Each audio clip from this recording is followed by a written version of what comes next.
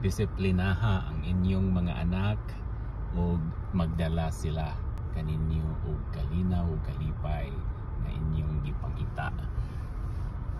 Proverbs Kapitulo 29 versikulo 17. Kitang mga ginikanan maoy una nga katikista sa ato ang mga anak.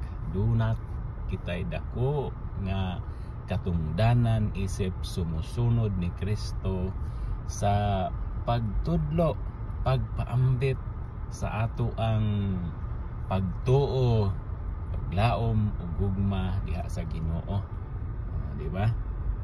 Unya aron ang ato ang mga anak duna sila'y makatunan, mahinumduman kung unsa ang buot pasabot, kung unsa ang angayan atong buhaton isip sumusunod ni Kristo.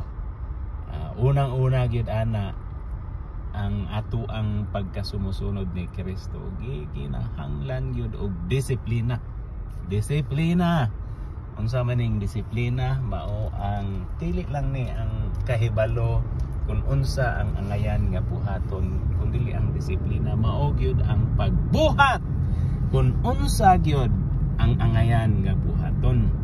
Daghan kaayo nato og kapilian nga buhaton. Pilion gyud nato kung say sakto, kung say maayo nga ato ang buhaton. Ug ato gyud ang buhaton, dili lang nga makahibaw ta.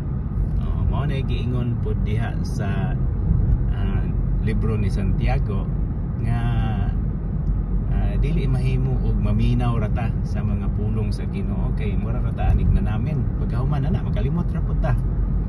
Si Kristo mismo mingingon pud sa ebanghelyo nga bulahan kadtong mga tao nga dili lang naminaw sa pulong sa Ginoo kundi mingtuman or mingbuhat gyud sa pulong sa Ginoo. Mao ni ang disiplina, pagtuman sa kabubuton sa Ginoo. Ug mao ni numero 1 nga gikinahanglan aron mamahimo ta nga tinuod nga sumusunod disipulo sa ato ang Ginoong Hesukristo.